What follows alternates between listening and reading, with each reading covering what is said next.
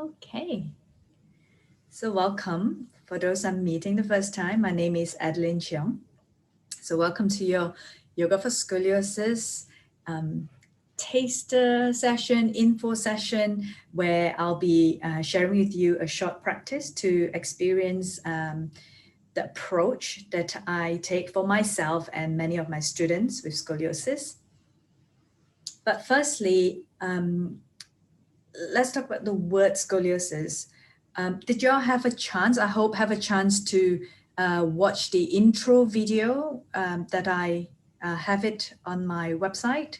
Yeah, it's a 30-minute intro video about scoliosis. Yes, no, maybe, yeah. Okay, so I'll make sure when I send out this link, you'll receive this link also to access this recorded video.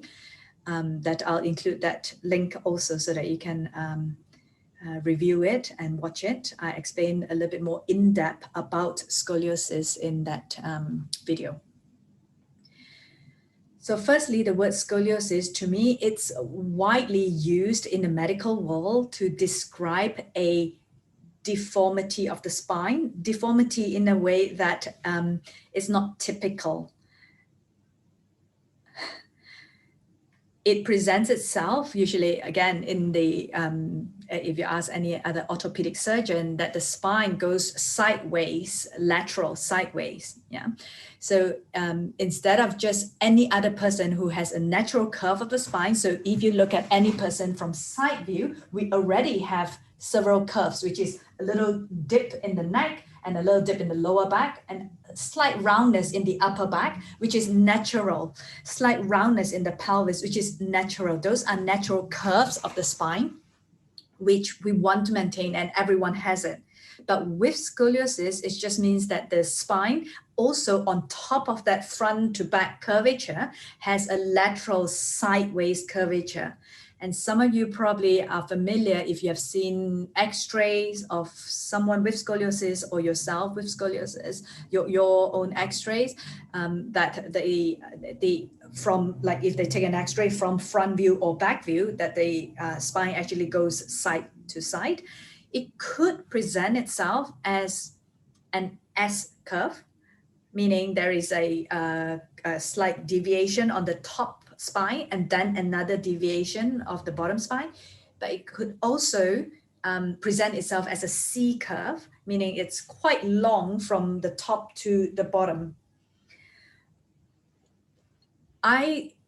For the many students that I've worked with, there is no scoliosis that is with only one curve. So even with a C curve, usually there is a compensatory small little curve that comes into the neck or small little curve that comes into the pelvis, into the tail and sacrum.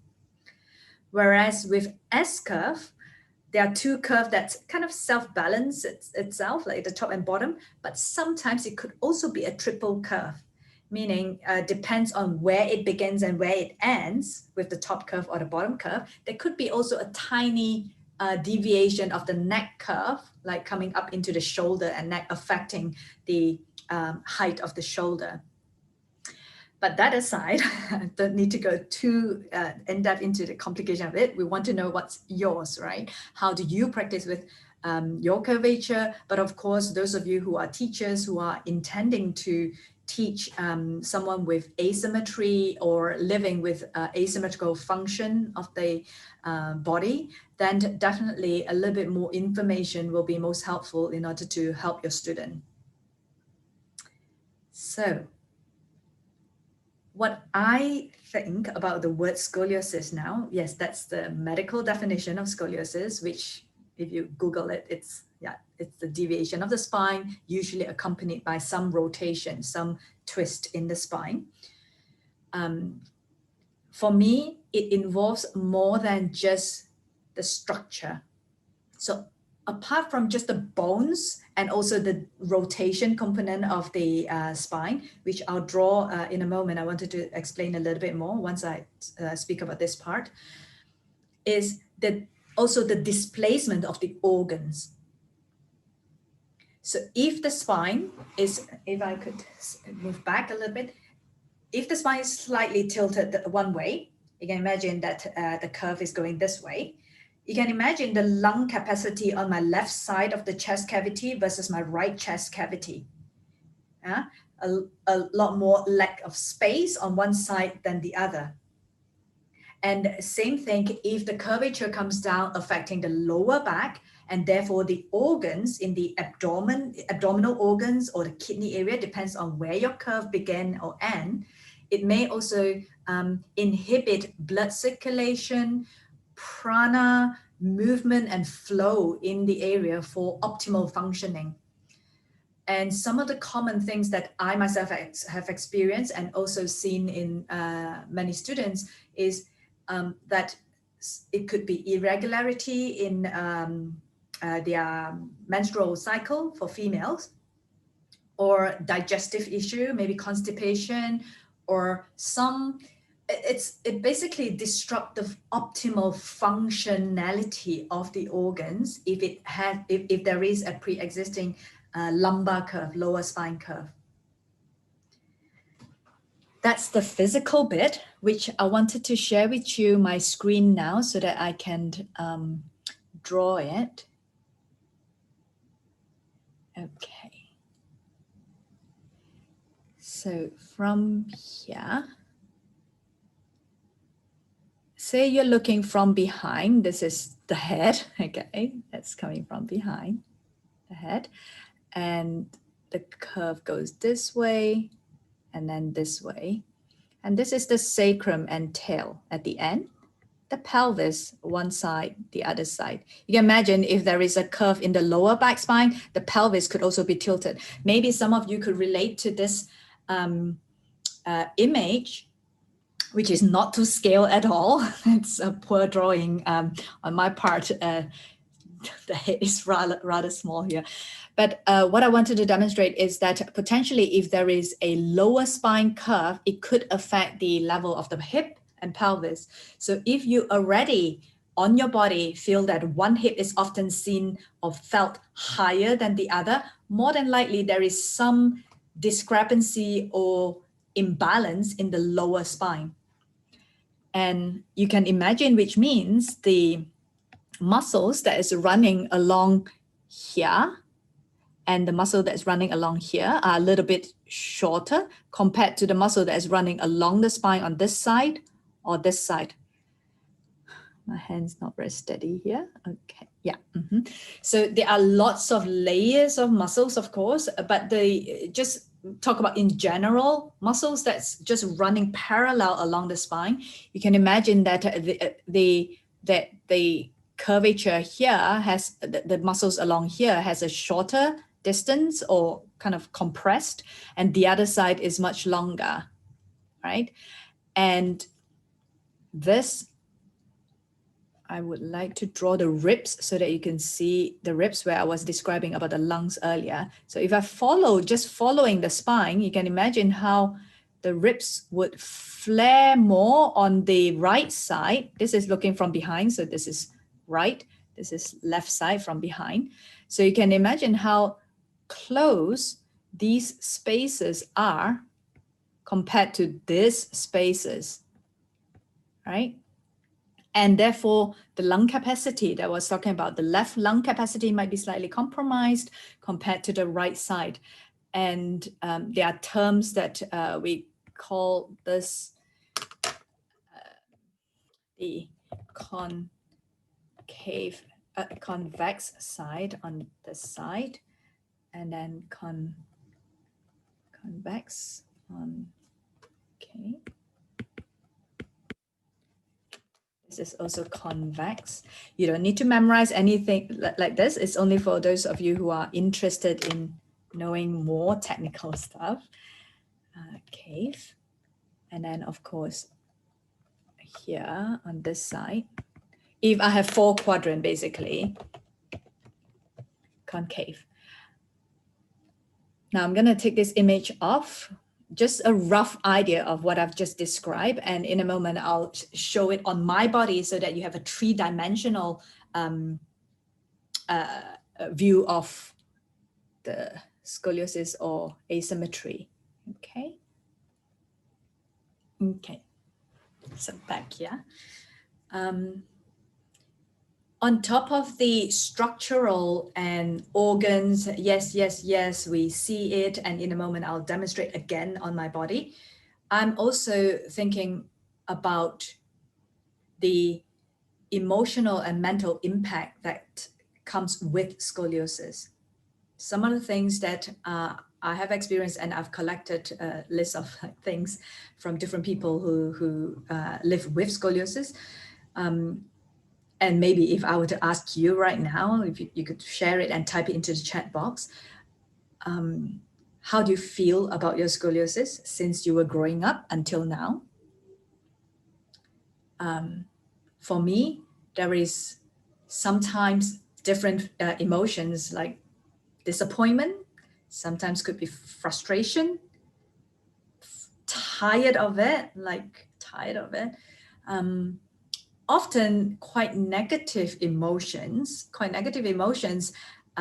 especially when I was growing up with it and don't know what to do with it. Like, what is this? Like, it's aesthetically, it doesn't look appealing. It's lopsided, my clothing, and it's also really tiring because every other activity, every other sports that I'm involved in is just like, I just don't have the energy and strength to do my field sports or racket sports or anything at all. So it's quite depleting in terms of how I feel about the condition. So there's a lot of emotional things that comes with the condition. That's why when I come to yoga for scoliosis, that is not just about the physiotherapy for scoliosis. It's not just about the physical body part, but also mentally my relationship with the condition. It's because within yoga, we are also educating, not just strengthening the core, but really about body awareness and self-awareness.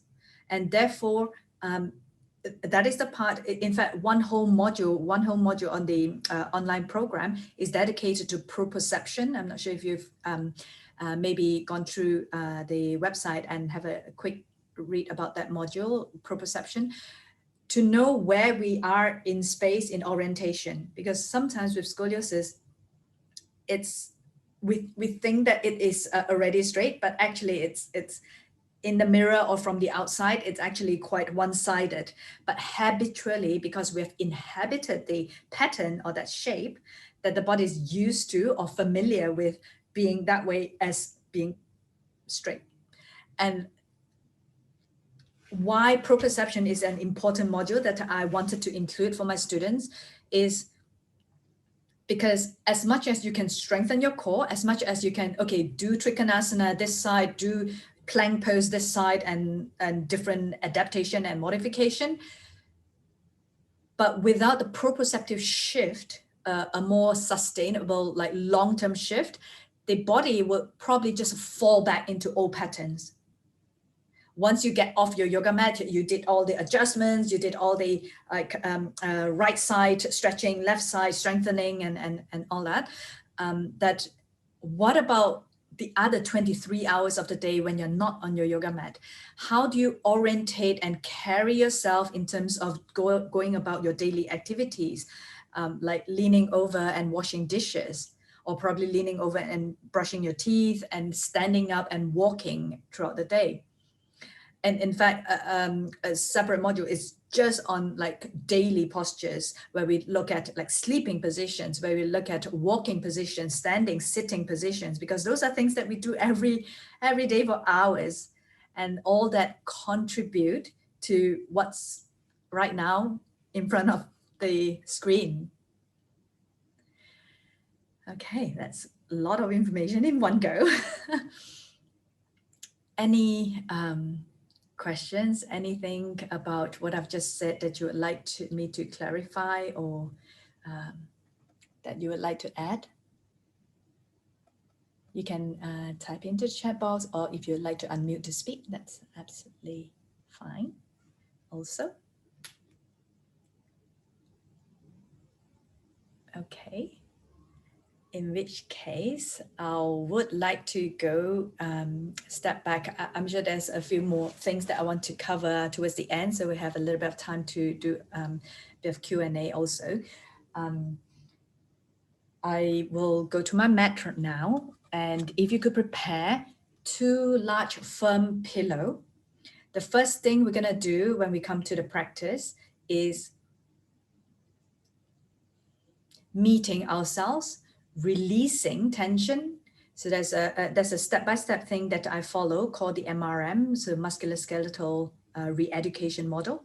So we release tension in the body before we lubricate and hydrate the tissue, which can get really hardened and rigid over time because it has been locked in the same pattern for years.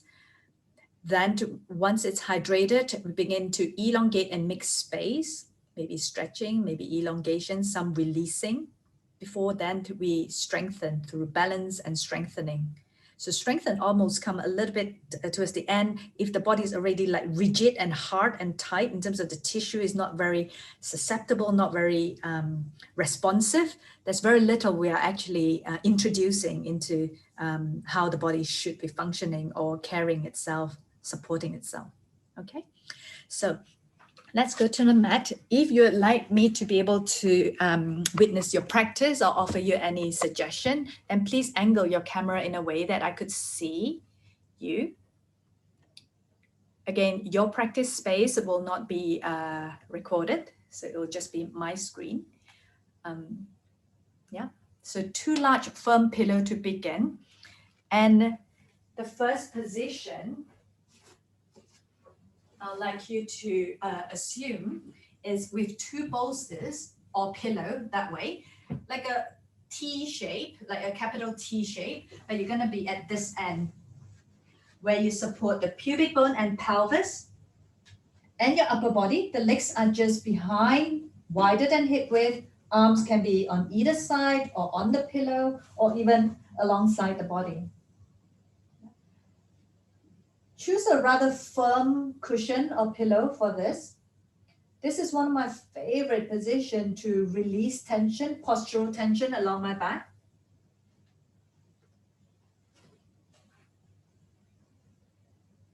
So basically lying on the front from the pubic bone, the whole pelvis and the upper body fully supported. The legs are just hanging off behind, a little wider than hip width. Feel free to adjust yourself a little bit more on or off the pillow for comfort. And turn the head to one side. Anytime you wish to change the turn of your head, feel free to make that change. Don't wait for me, just make yourself comfortable. It's most important that you pay attention to how your body is responding from moment to moment.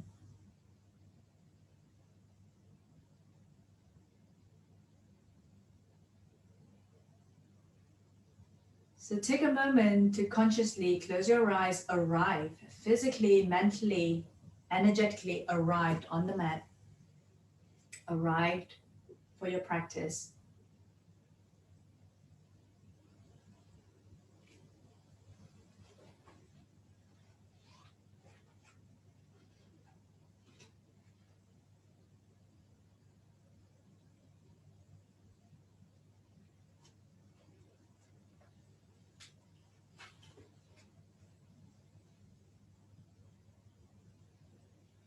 And firstly, could you ask yourself, what is your relationship with scoliosis? How do you feel when you hear that word?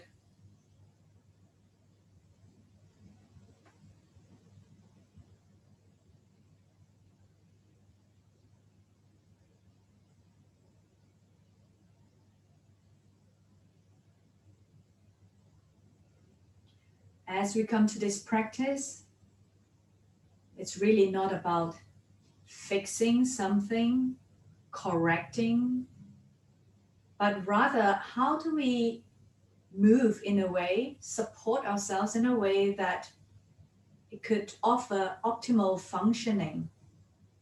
functionality of this body in continuing our life's aspiration, things that we love to do.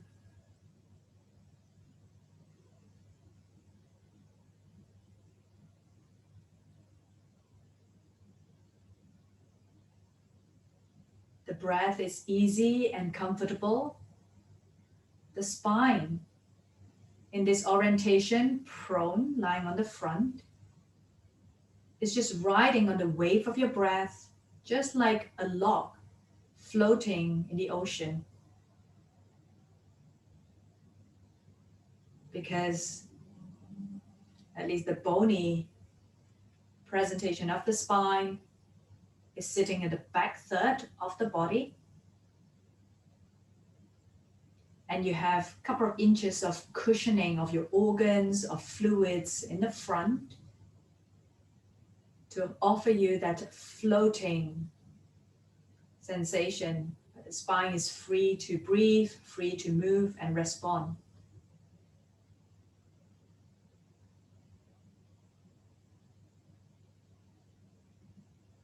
Now maybe you are sensing sensation more on one side than the other.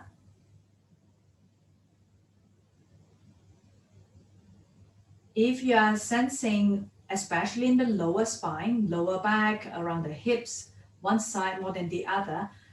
Now, because I don't know your curve exactly now, but if you do feel one side more than the other, could you take one leg, I don't know which one yet, you're gonna have to try it out, one leg a little wider out to the side. It could be that one. If it feels really weird or probably actually accentuate the curvature, then come back to the middle and try the other leg. And you'll see a series of these inquiries that I encourage you to explore with your body so that the body could show up with its inner intelligence than following a set recipe, formula to practice. And as you gently breathe into your back lungs, in fact, the lung tissue, 60% of the lung tissue sit at the back half of the rib cage. If you already know that there is one side of the shoulder blades at the back, your upper back, it's slightly protruding backwards. There's a little hump on one side of the shoulder blade. Could you breathe into the other side of your back lungs, the side where it's dimpled or suppressed into the body? Mr. Angar called this the mountain side and the valley side. So when you breathe into the valley side to increase a little bit more volume, breathability, lung tissue, responsiveness. And just another breath or two here.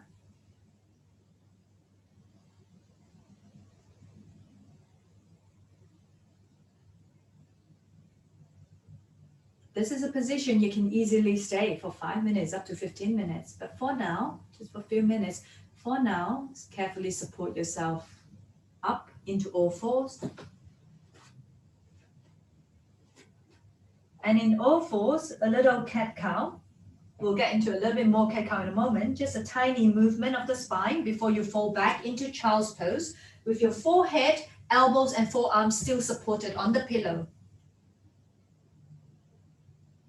Make space for your face and nose to breathe. So it's just supporting your forehead, elbows, and forearms, and your belly rests on your thighs. If this doesn't work for your knees or ankles, come back to upright position and stay seated for now. And because of the arm position that I'm suggesting that is slightly extended, enjoy that opening along the side lungs, especially the concave side, especially the side that I was drawing earlier on the screen that is compressed or shorter, lack of space. And one may experience that as tightness or restriction when you try to breathe into the area. Think about breathing into the spaces between the ribs so that you're palpating and massaging and changing the texture of the tissue. And the approach that I like to adopt is, instead of putting the bones back into position of balance position where it's straight, I'm entering from a more soft tissue area, from reorienting the organs, remodeling, repatterning the tissue so that it could support the bony structure in a more integrated way. From here, coming up to sitting, stay with your legs folded if that's okay, and shift the bolster a little off to the right.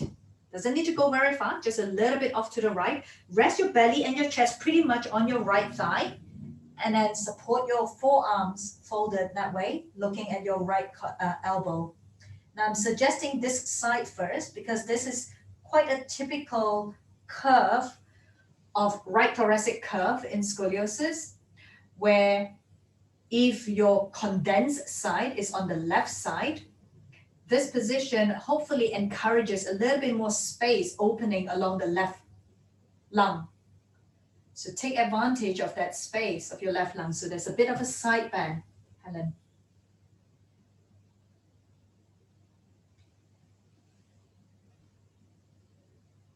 Let the left elbow point forwards. And the thing is, because we are entering from the soft tissue approach and the organs with your breath, this is helpful with or without spinal fusion, because we're not really bending as actually changing or fixing or aggressively moving the bones, but more so allowing a little bit more palpation, juiciness in the tissue. Let's come back to the middle and off to the other side. So shift the pillow a little over to the left. Rest your belly and your chest pretty much on your left thigh as you come forwards, looking at your left elbow.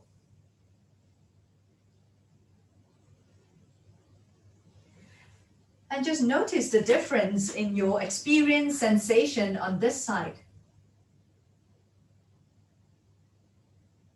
Often when there is an imbalance or discrepancy between the left and right side,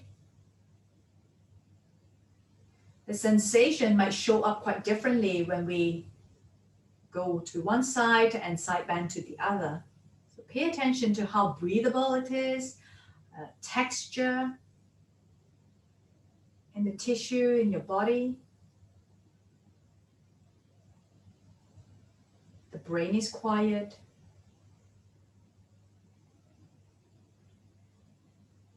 And coming back to center in the middle, take a moment in your child's pose, symmetrically in the middle.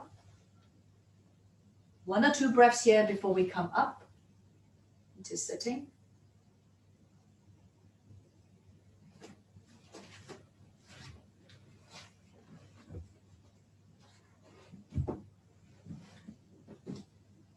And how are we doing? Anything come up for you? Any question? All good? Give me a little bit of a thumbs up so that I know. Yeah.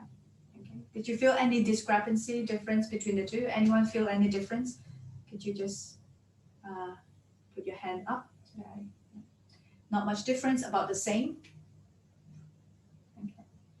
Okay. Yeah. So from here, I wanted to very quickly show in my body. In fact, there is another video that I carefully put together. It's another about 25 minutes on top of the introduction to scoliosis. There's another one I call self-assessment inquiry, where I'll also, I will send it as soon as you first register on the program, where we go through how to assess the body. So now I'm showing it to you also. When you look at your look in the mirror, or you're looking at someone with scoliosis, if there is one shoulder higher than the other, usually that's also a telltale sign if there is a curvature in the spine. If one hip is higher than the other, could also be a telltale sign of whether there's a curvature. But whichever side is shortened, so if I were to come up into standing so you can see the head, I'll be a little bit more here so you can see. Okay. Okay, yeah. So if my shoulder is slightly tilted to this way, so this side is more compressed, yeah? And if my right hip is higher, I'm presenting an S curve. So this is a little bit shorter and this is a bit shorter, which is what I draw on the screen earlier. So the shorter side often pushes forwards anteriorly. So this side shorter, it tends to push into the body more, and therefore I might present a little hump on this side compared to this side. So that's where I was saying that one side is like the mountain side, the other side is the valley side, it drops into the body. Whereas if it's this, the lower spine, if this hip is hiked up higher, you can imagine that this is the shorter side, it also tends to push forwards more. And right now that you're sitting, if you put your hands on your lower back, kind of cupping your hands around that, could you feel if there is more substantial tissue or muscles under one hand than the other? If there is, not everybody, but if there is, there might be some functional discrepancy between how the lower back muscles are behaving or supporting you upright. And the thicker bit, there's more substantial tissue on one side of your hand. So for me, there's quite a bit of a muscle tissue on the left side, lower back. That is the mountain side, and the other side is the valley side. This is the part I wanted to share this with you, because as we come into cat-cow now, I wanted to introduce which side that we want to asymmetrically pay attention to when you're doing flexion extension. So come into all fours, if that's appropriate for you to come into all fours to kneel.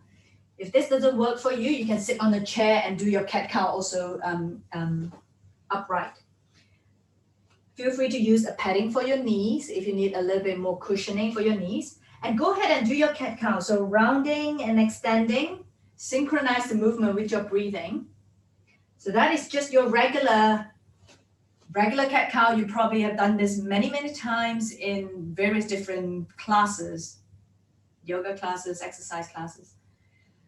Close your eyes for a moment and feel sensation along your spine, either side of your spine when you're doing this.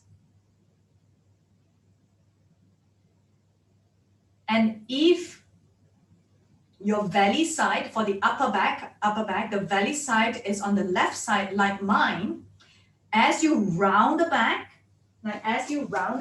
can you push into your left hand a little bit more? As you inhale, extend through the spine, relax, simply just relax the chest. As you round, really press into the left hand a little more so that you can encourage a little bit more volume and opening of the posterior left lung. Whereas, of course, if the valley side is on the other side, then you do the opposite. You push into the right hand a little more. Less with the head, is really along the trunk. Keep going. Now, coming to the lower spine. In the lower spine, if the valley side is your right side, like mine, the valley is the right side, the mountain is the left side in the lower spine, lumbar spine, then when I round, I'm really trying to engage a little bit more of my right side six-pack muscles. So I'm really, yes, the muscles are condensing in the front, but a little bit more on the right side so that it can support the opening of my right lower back, right kidney area. Does it make sense? Am I going a little bit too fast? And I'll recap here. So the next time you round, can we stay in the rounded position? Let the head drop, let the tail drop, and stay in that rounded position for a moment. Pay attention to the valley side behind you.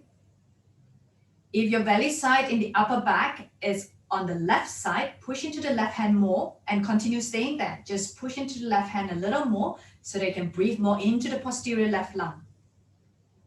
Every breath, it seems that you can open a tiny layer more.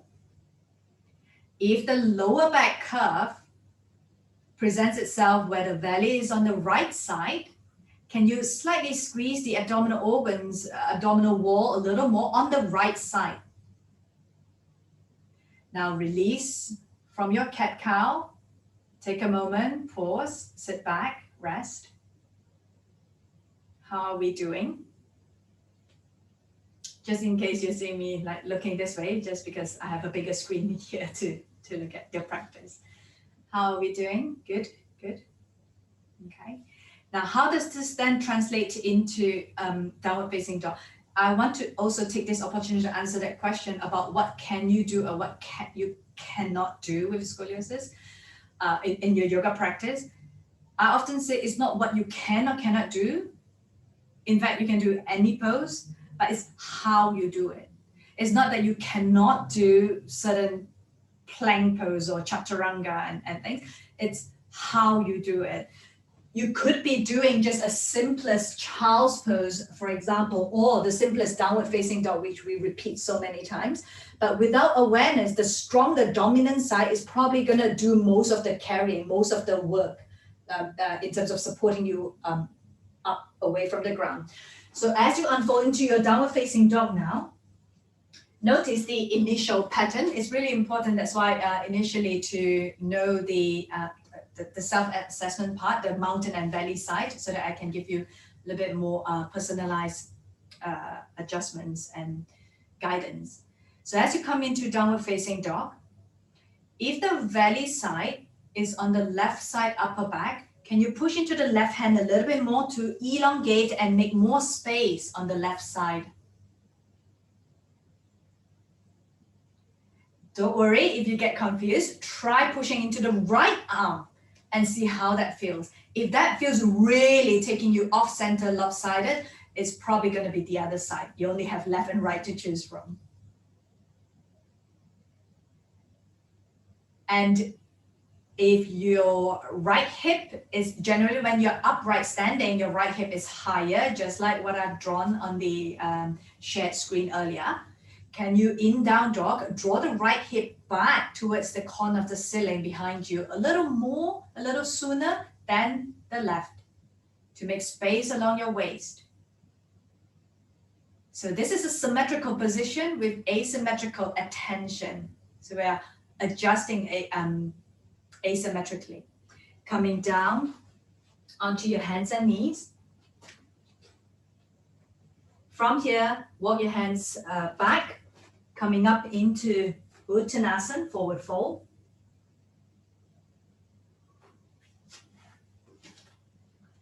And walk your hands forwards and down back into your downward facing dog. Do that at least 2 or 3 times. Walk your hands back towards your feet. And then walking your hands back into down dog. Now, one more time, walk back into your Uttanasana, forward fold.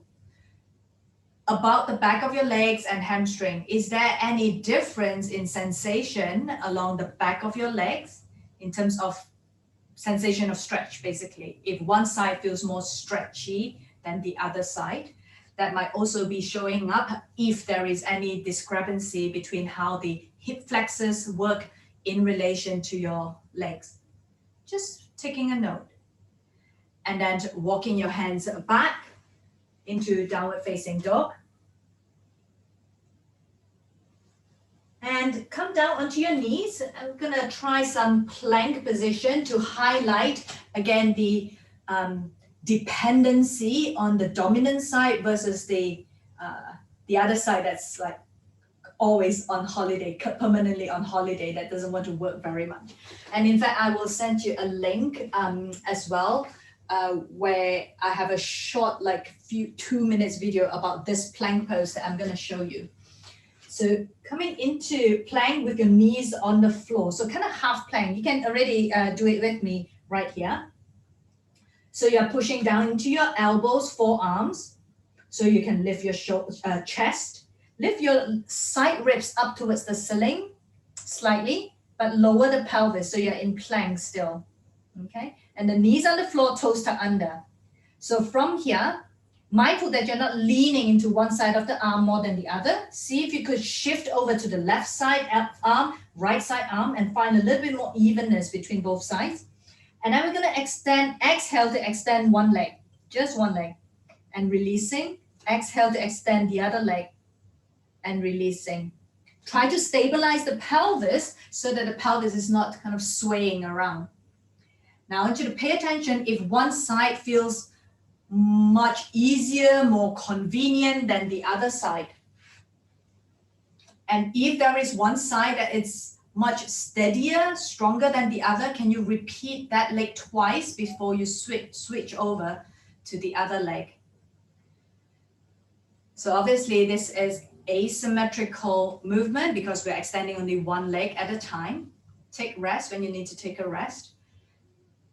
And therefore we may need asymmetrical length of time or repetition in order to retrain and repattern. Does that make sense?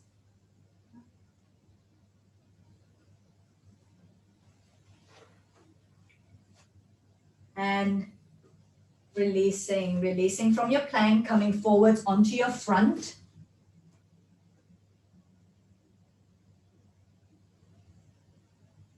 Just resting on your front for a moment.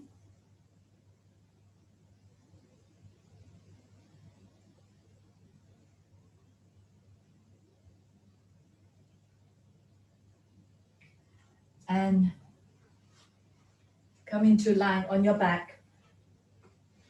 If you have your towels close by, this is the point where we're going to need the stack of towel or blanket that you have.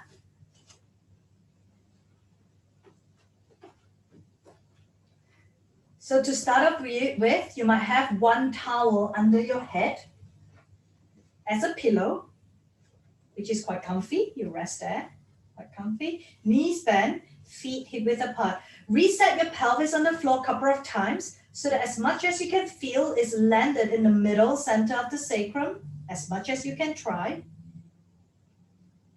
Both left and right side evenly. If you put your hands on the front hip bone, you could probably feel if there is one hip bone that is sticking out more than the other, that is also showing up any asymmetry in the lower spine. And you could probably sense and feel your back, upper back against the floor, how much of the rib or shoulder blade is digging into the floor on one side versus the other, if there's any asymmetry in the upper spine. And gently roll the head from side to side and come to the middle. Just checking if there's any preferences that the head is unconsciously pulled off center because of tension in the shoulders.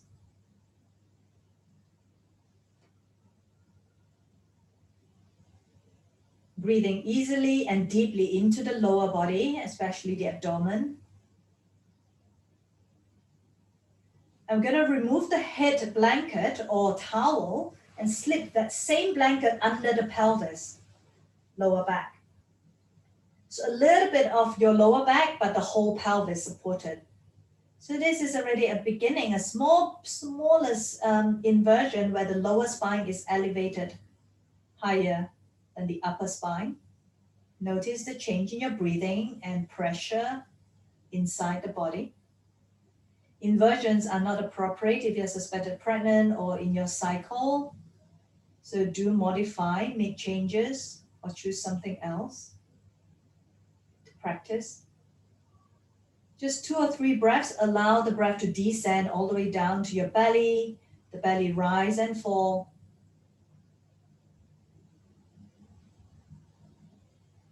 And let's put the second towel under. So increasing the height. And it of course really depends on the thickness of the towel or blanket that you're using. This might be enough for some of you already. I'm using quite a thick towel, so 2 will be enough for me. But if you have quite a thin layer behind you, you can also try having the 3rd layer under. The thing is not the more the merrier, is how could you reconnect with your body in order for the body to respond positively.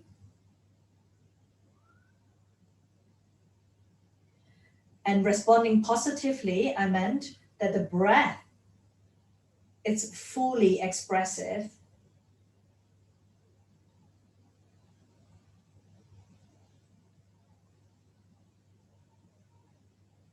And just 1 or 2 more breaths here. Again, this is a position that you could easily stay between 5 minutes to right up to 15 minutes, 20 minutes, to decompress from the gravitational upright pressure on the lower spine and the lower belly organs,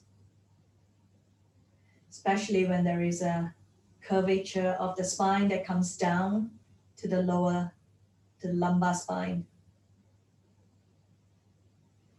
to alleviate the pressure from the lower belly organs, those organs that sits right at the base, the reproductive organs, the bladder. So really sense and feel the space that you're creating and inviting into the lower belly. Let's now remove 1 towel, 1 or 2 towels, so we keep only 1 remaining. Pause to observe sensation. This is also the part about proprioception. We are gradually educating how the body, we're waiting to see how the body is responding to different orientation, so that the body recognizes that there are choices and potential and possibilities for it to be spacious, breathable. Let's remove the remaining blanket or towel to a side. And stay flat, horizontal, and sense and feel how does the body respond now that your head, heart, and belly, the whole spine is on a horizontal level.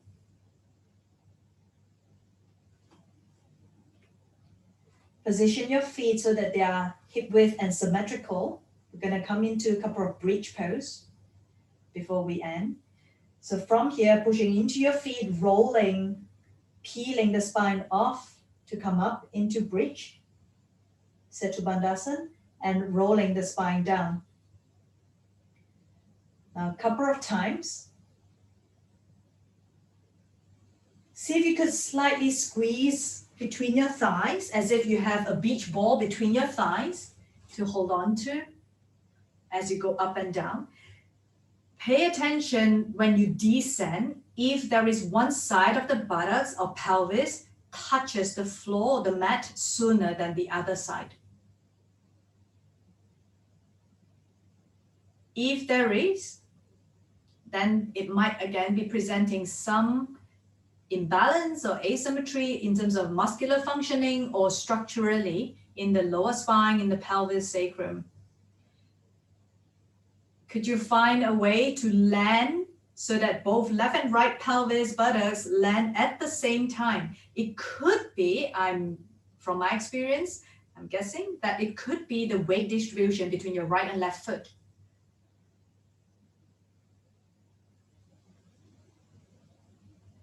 So shift the weight a little bit more into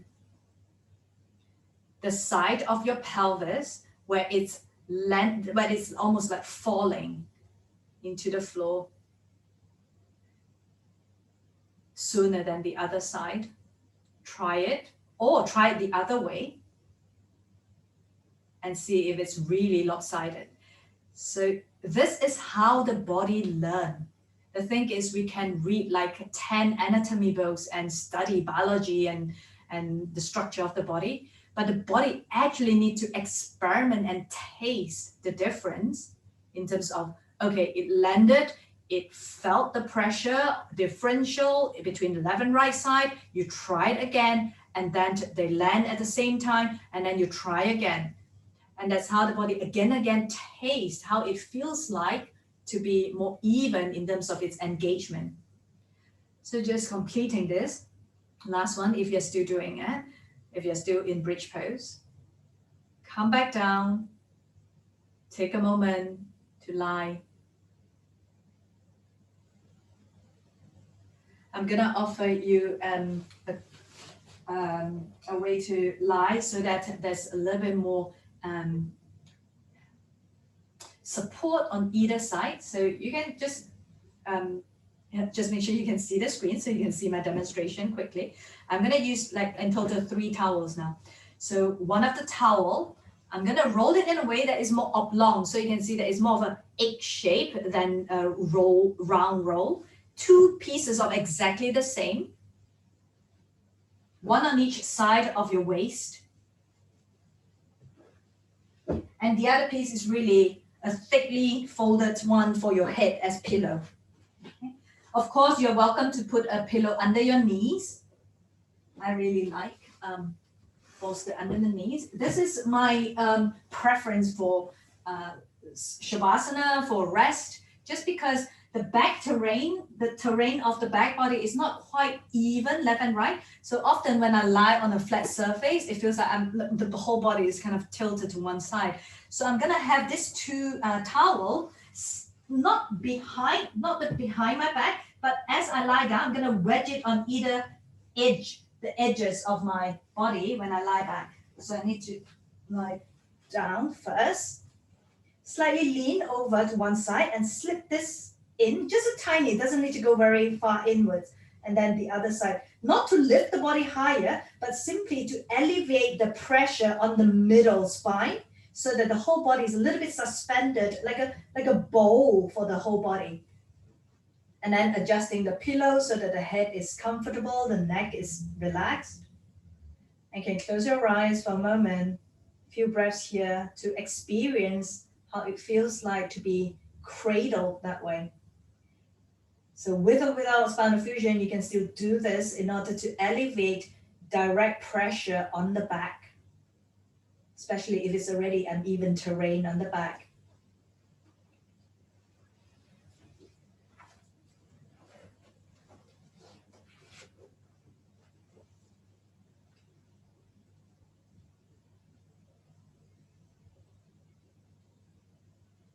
And of course, if there's more information about which side is the mountain and valley side, we could potentially support the left side and right side a little bit differently also. But for now, both sides I'm offering equal support to cradle the back body.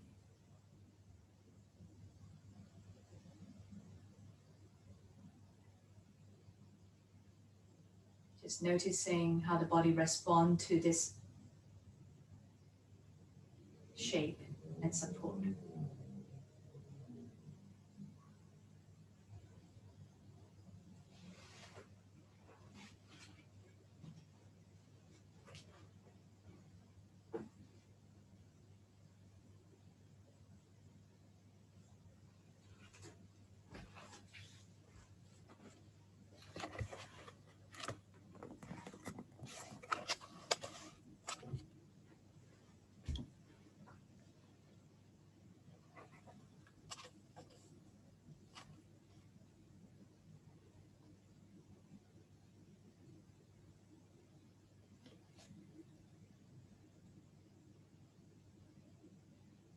And one of the key things about working with scoliosis is that we want to alleviate any pain or discomfort in the body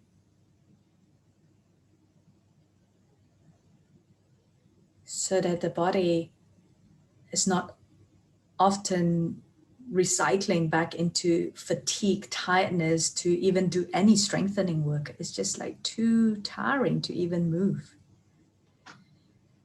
Just because of the depletion, because of discomfort and pain. So this is one of the things that I like to address more about pain and sensation, managing, and also recognizing what are the sensation that is negotiable. What are the sensation that are to be avoided?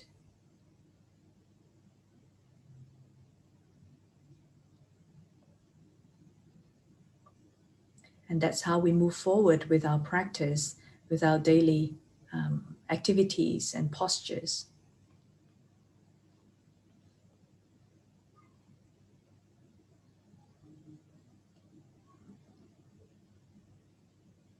The practice is really not about correcting, but rather it's about finding harmony within the imbalance. How does this body find optimal harmony in expressing daily life activities?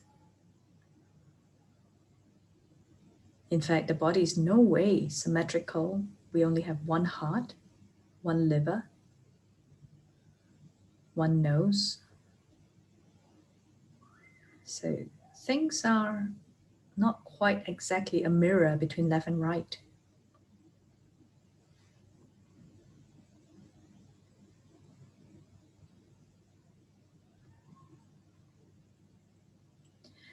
And also practice with awareness to not just a two-dimensional, but really think about the three-dimensionality and volume, the organs, that space that they occupy. Inside the chest, abdomen, lower back, inside the pelvis.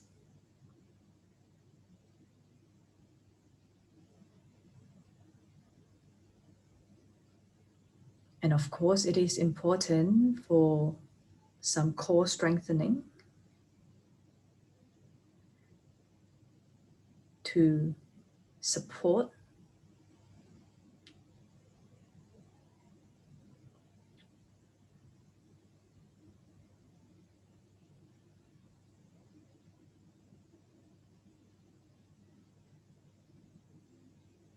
but more importantly is the attitude that we bring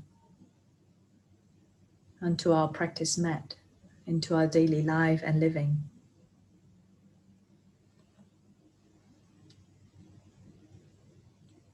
That when we come to practice, we're not trying to fix this as if it is damaged, as if it is broken, but rather we're practicing so that we can be a little bit more intimate, attentive, respectful of this only body that we have this lifetime.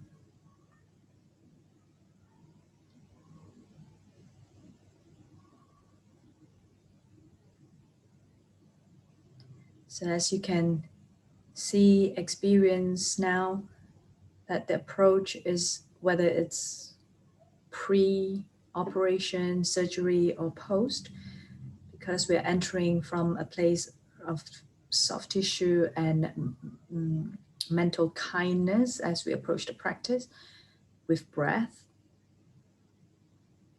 It's really about repatterning any asymmetry or imbalances for therapeutic reasons and practices.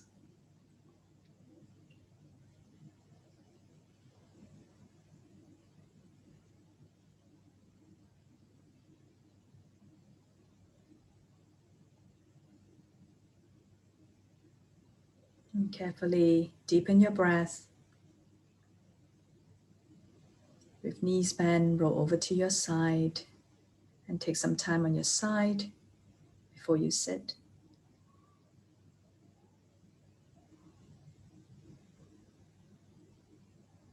So I'll have some time for to take some questions if you have any questions about the practice, about the sequence, or anything at all.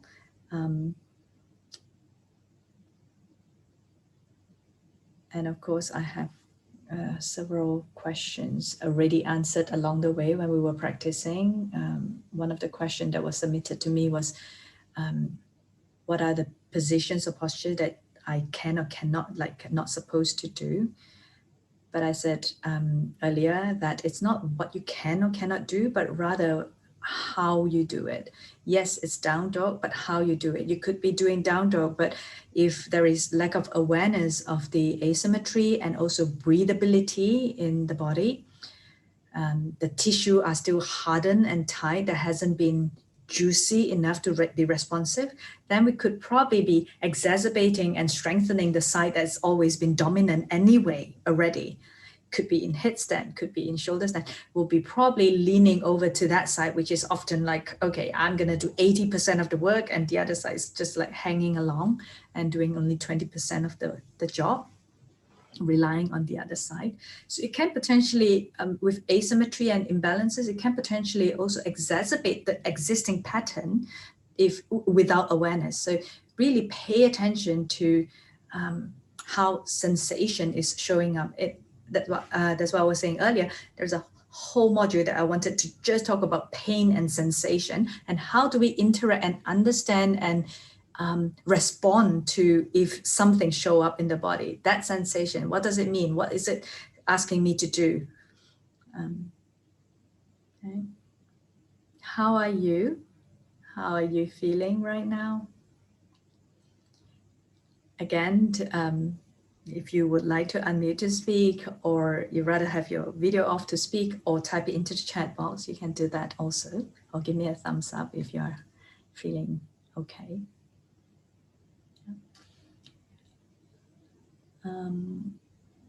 There are many other approaches and treatments. Thanks, Joe. And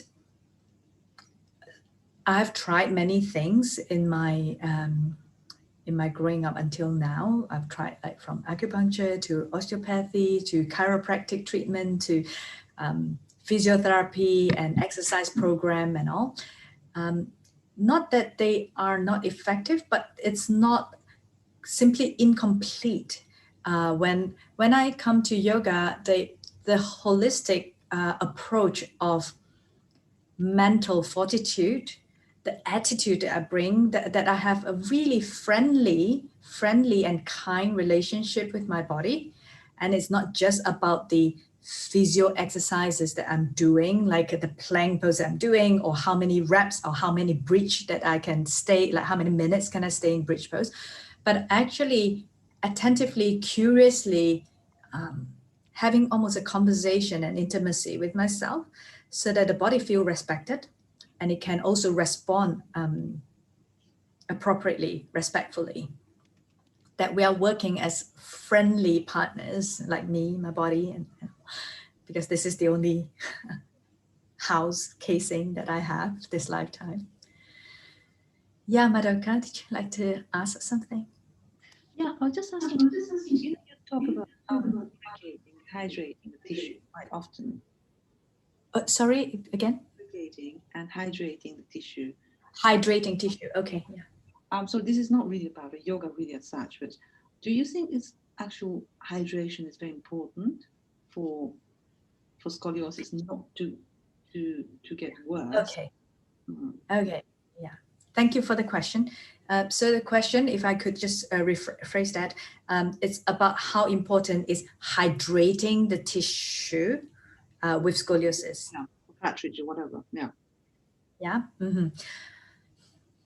So this is how I feel it in my body, and also how I explain it, reason it to my students. So if I've lived with scoliosis, if someone has lived with scoliosis for years, and it's not something that you just fell and then there's a little bit of an asymmetry in the body, that might be quite a different story. There is still imbalances, but different story. But if the tissue has been locked in a set position or shape for the longest time, there is very little circulation or palpation or juiciness in the tissue, just because of the simply lack of space and breathability in the area. Right. Yeah. And therefore, I envision and feel it in my body as it's almost like a bit dehydrated, rigid, and hardened. It's like a prune that is, or maybe a raisin that is like really strong and all. And when I do certain breathing, like right at the beginning, the first position where we lie on the front, where we allow the breath to just simply palpate, not even stretching. We weren't stretching when we were lying on the front on the two pillow, but just feels, I hope it feels good for some of you, but it just feels such relief and release, because finally the tissue is able to be nourished.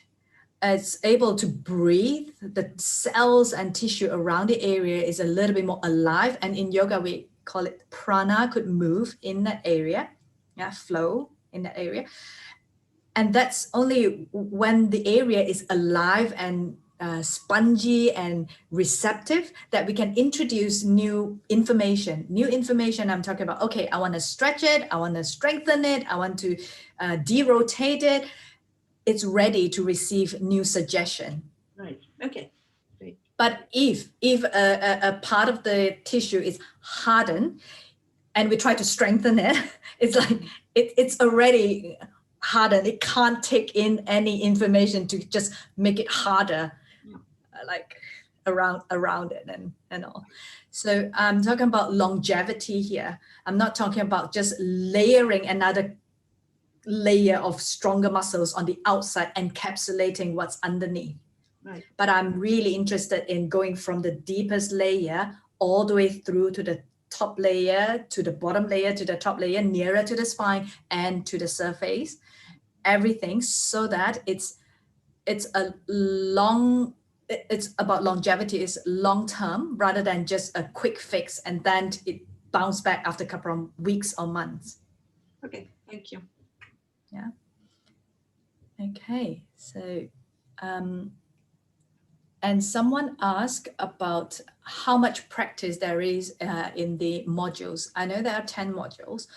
It's in fact heavily practice-based in this 10 online modules.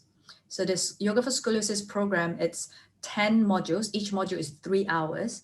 And we will usually have 2 practices in each module. There'll be a little bit of introduction and talk, and then a practice session with a short break. And then there'll be another practice in the second half of the 3 hours. So that's the part about the structure of the modules.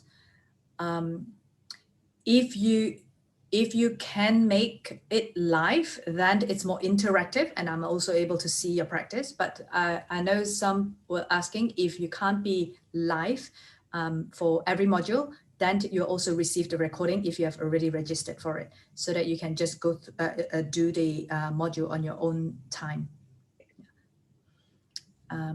You can watch it afterwards. The videos, because for the modules videos, because it captures everyone's practice, it is not for public. It's only for people on the course.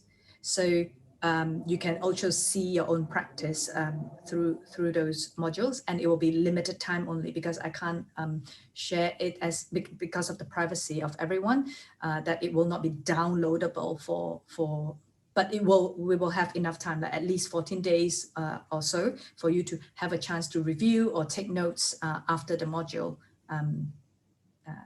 to access the information.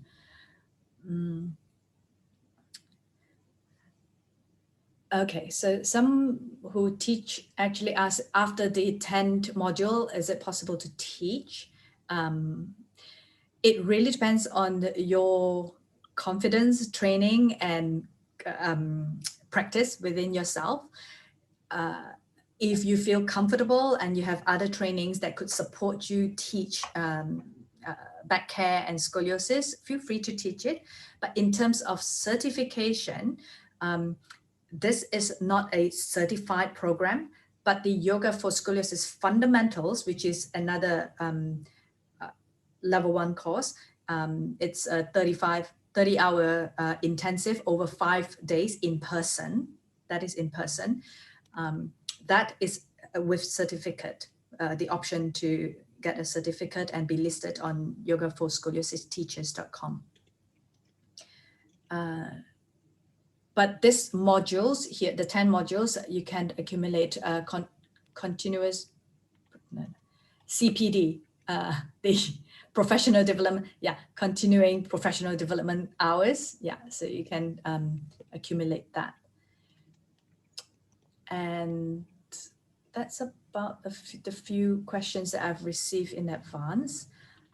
Anything else that you would like to ask about program? Thank you, Madhurika. Thank you, Madhu.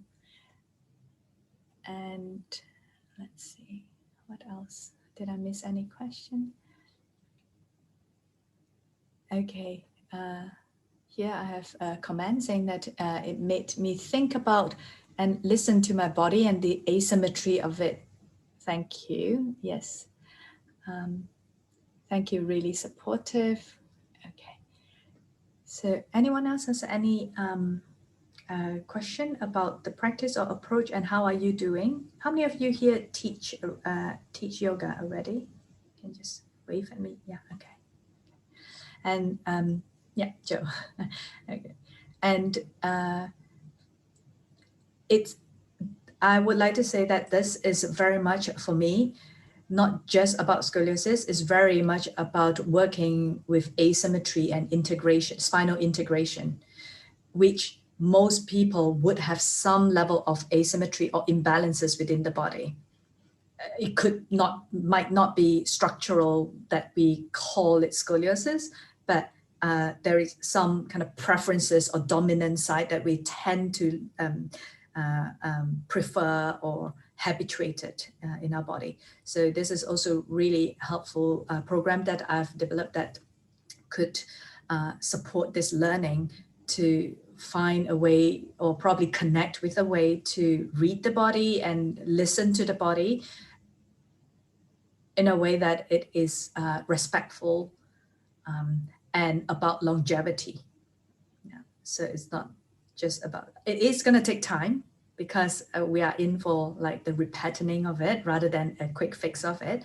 But I promise if you really persist, and I have students who have stayed with me for some time, they find their practice, they find their life, and I find my life again, and my how much I used to not be able to do any physical thing. Like I can't even like walk 2 flights of stairs and things, and I was a teenager at that time. I mean, and now I'm like fully like elderly person, but I go hiking. I go for like 3-hour hike, different terrain and all. Now I go for my spin classes, I go for horse riding. Never I would think of when I was a teenager to be able to do all these things. Oh yeah, and yes, someone asked also about my spinal curvature. So when I was first diagnosed, I mean, some of you probably have heard already my podcast and my story from my website. I have a video of it. When I was first diagnosed, I was about 13 years old, and my curvature at that time was 20 something and then 35, 32 or 35 at the bottom. So there's already an S curve, 13 years old. And that was not the peak. It did actually increase quite significantly. And the peak of it was when I was like 20, 21, when I did a lot of sitting in front of a computer because of like university and study and all. Very little activity, don't know how to take care of my spine and posture and all. And it went up to 48 degrees and 54, 55 degrees at the bottom, like 50s. And that was also when I had a lot of pain. I was taking a lot of painkillers and seek help from every other person, like, okay, fix me, treat me, massage me, and do something for me. Until it was also about that time, early 20s, when I met yoga. That's the last piece. That's the final story. That's where I finally felt, for once, I don't need to keep looking out for people to fix me, that I could be responsible when days I feel good about it because I've done my homework, I've done my spinal hygiene. But on days where I am feeling depleted or tired, I know how to take care of my back. I know how to release it and relieve it. I don't need to, again, make an appointment to get someone to fix me and sort me out. And that emotionally and mentally just give me such empowered feeling that, okay, I can actually be responsible here than just waiting for or pointing fingers at something else, someone else to do for me. Oh yeah, okay. And then my curvature, I know you're waiting for the curvature. The curvature, the cobb angle I'm talking about, so I have actually been taking X-ray a couple of years apart just for my own research. And this is my like laboratory that I've been experimenting from, like I've studied different modalities and approach as well. Somatic is one of a huge one that I've included into my practice. The last X-ray was about 3 years ago now, and the top curve, so the highest point, it was 48 degrees. So now the top curve is 28 degrees. And the bottom curve, which was over 50, now it's 25 degrees. I'm not I'm not using that as like a marker for like, okay, this is what can be guaranteed and all, but more so that it really depends on the homework. It really depends on what I can offer you is really navigate and guide you and support you in a way to find the most efficient practice method or practice approach that you could actually heal yourself. I can't do it for you as much as I want to kind of practice for my student. I can practice for you, but I could show you what has been done and tested with like thousands of my other students in terms of pain management, posture, longevity, proprioceptive shift, so that you can take it into your daily, just walking about and managing your activities throughout the day. Yeah, so I hope that gives you some hope and dreams. Anything else? Thank you, Joe. Anything else before we finish? I know I ran over a little bit, but that's just so exciting. I just wanted to share all these things with you all so that you could consider another way of working with your healthy spine. Yeah, thanks. Thank you. Okay, namaste, everyone. Thank you for coming in to practice with me. Do connect with me if you are, whether you could make it, you cannot make it to the modules. I'm most happy to share. And if you are coming to the modules, I haven't launched the date yet, I know, but it will be in end of February. So that will be the second module. I'll put the dates up very soon. So if you're already connected with me on my social media or my newsletter, then I'll notify you first thing. Okay. Thank you. Namaste.